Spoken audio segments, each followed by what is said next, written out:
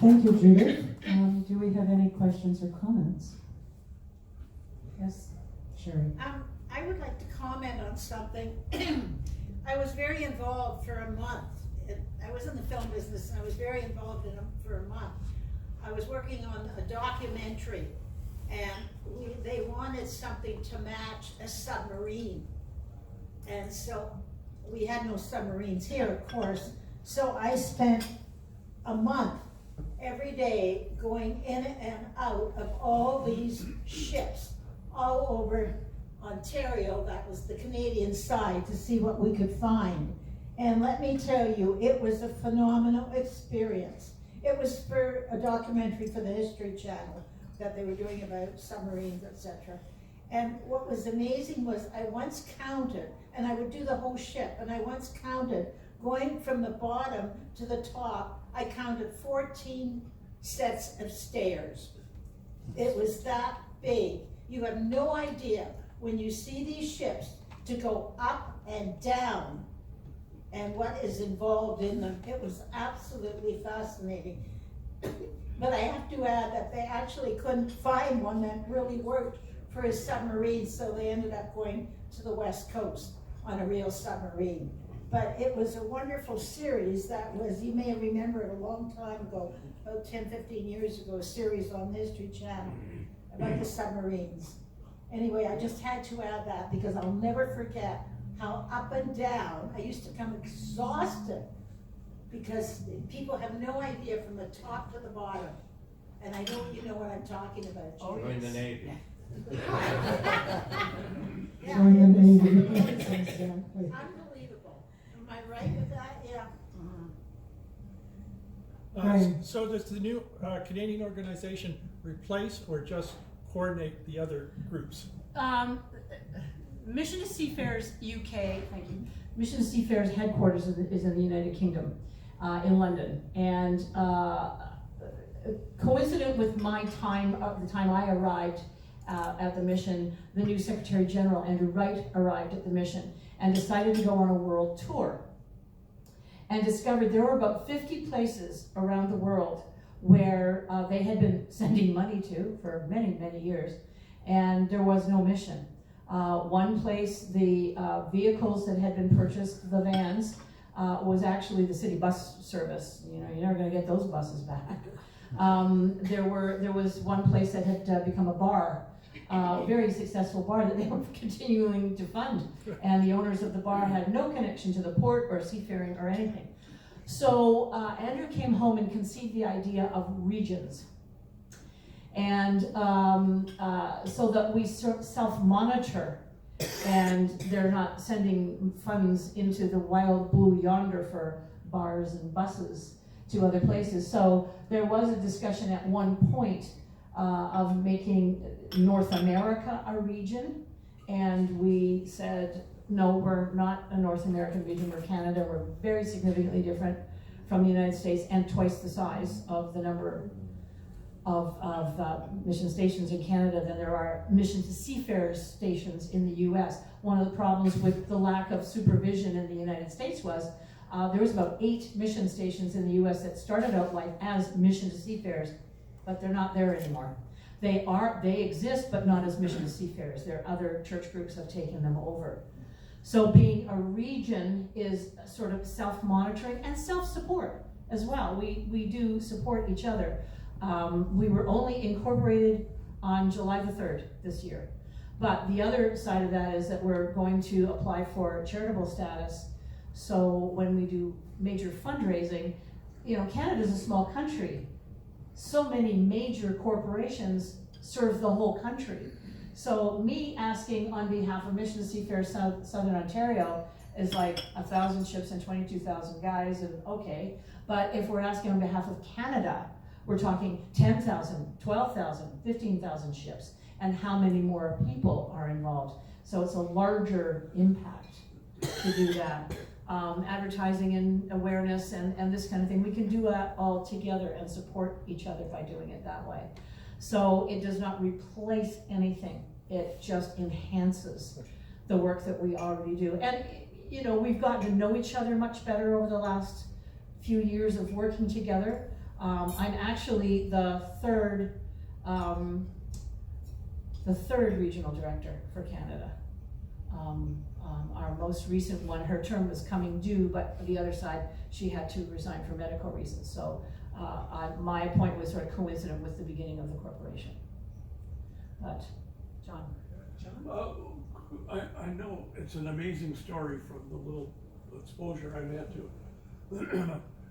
Do you think you could get, for the benefit of fundraising, do you think you could get, if it's a coordinated effort, with more newspaper coverage? Do you think some people in communications business could connect you more like that for more public awareness? Because it's an amazing story, but I'm not sure how much you're getting. For free. Pardon? We actually, 2 Christmases ago, there were stories done in Vancouver, Hamilton, and Halifax on I think the Globe and Mail for the, it was Globe and Mail, front page coverage of different events happening in all 3 on 2 days before Christmas, the Friday before Christmas, which was like front page photograph, the whole bit. So there was Vancouver, and the photos were taken in Hamilton, but it was about the mission, MTSSO, and in Halifax as well, and delivering gifts to the ships and stuff like that. So that was really, really wonderful. It's a little difficult to do that unless you have somebody coordinating and everybody wants to be paid for it, and we don't have that much money.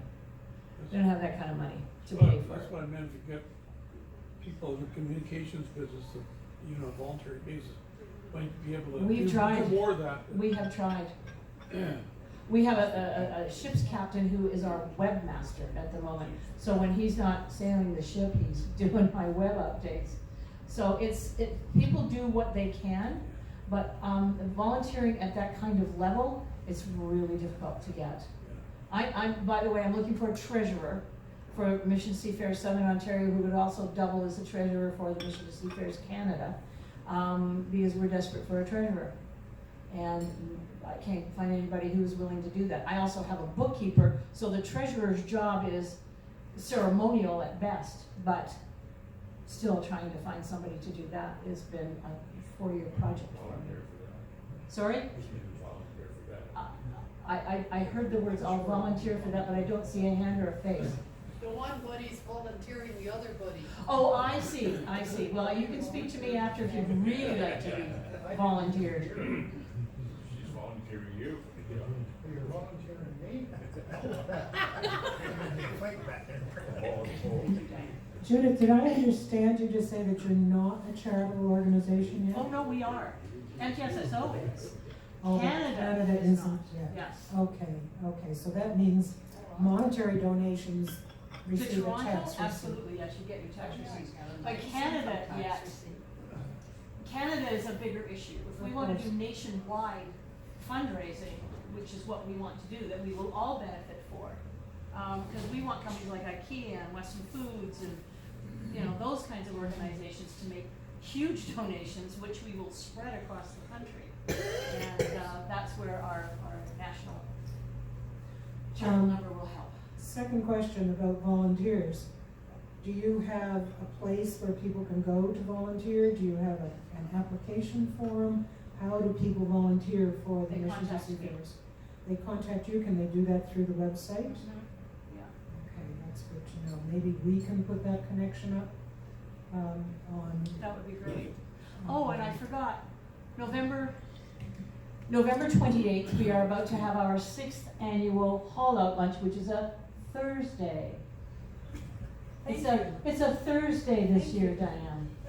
And by the way, that's the day after the Shellback, so it's a day that you're not busy here, yes. 12th of December. November 28th, Shellback's, Mission to Seafarers haul out lunch is held at the Mimico Cruising Club. It's a lovely, lovely event. So if you would like to attend, please let me know. Tickets are $50. We haven't raised them in 6 years. So it's a wonderful Italian buffet, and we have a great time. As a lot of you know, Mimico is a great place to have an event. So Judith, your small little missions, if you will. Just make small gestures. Missions of small gestures. So I have to remember that phrase. It's lovely. And they go a long way in life, and I'm sure glad that you're doing it Thank for you. the Seafarers. too. And thank you for today. It's really good to be caught up with what's going on. Let's give her a big round of applause. And next week, ooh, yes, Judith, we need to give you another pin.